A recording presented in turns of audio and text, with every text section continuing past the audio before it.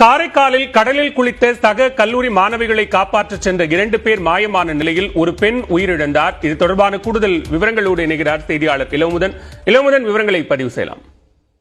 பல திருவையாறில் தியாகராஜர் ஆராதனை விழா நடைபெற்றுக் கொண்டிருக்கிறது. இதன் காரணமாக தஞ்சை மாவட்டத்தில் உள்ளூர் விடுமுறை விடுக்கப்பட்டுள்ளது. இதனை ஒட்டி கும்பகோணம் அரசு கலைக்கல்லூரியில் பயின்ற இறுதி ஆண்டு மாணவர்கள் 14 பேர் காரைக்காலுக்கு சுற்றுலா வந்துள்ளனர். காரைக்காலில் கடற்கரை பகுதியில் விளையாடி கொண்டிருந்த பொழுது சக மாணவிகள் 2 பேர் கடலுக்குள் அடித்து செல்லப்பட்டார்கள். இவர்களை காப்பாற்றும் நோக்கோடு 2 மாணவர்கள் கடலுக்குள் குதித்து அவர்களை காப்பாற்ற சென்றார்கள். இதில் 2 மாணவர்கள் காணாமல் போன நிலையில் 2 மாணவிகள் மட்டும் தண்ணீரில் மூழ்கிய நிலையில் அரசு மருத்துவமனைக்கு அனுப்பப்பட்டனர்.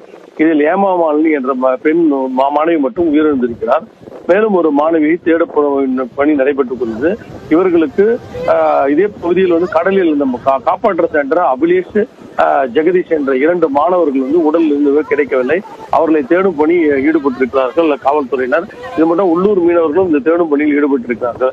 காரைக்கால் கடற்கரை பொறுத்தவரை 2004 சுனாமிக்கு பிறகு கடலின் சீற்றம் அதிகமாகவே இருக்கிறது. ஆனால் இந்த பகுதியில் கடலில் குளிக்க கூடாது என்பது மாவட்ட நிர்வாகம் எச்சரித்தும் பலரும் அடிக்கடி இந்த சுற்றுலா பயணிகள் கடலில் குளித்து ஆபத்தை உணராமல் உயிரிழக்கும் சூழ்நிலை ஏற்படுகிறது. இதனை தடுக்கும் விதமாக காவல்துறை தொடர்ந்து அங்கு பாதுகாப்பு பணியில் ஈடுபட வேண்டியது மக்களுடைய கோரிக்கையாக இருக்கிறது.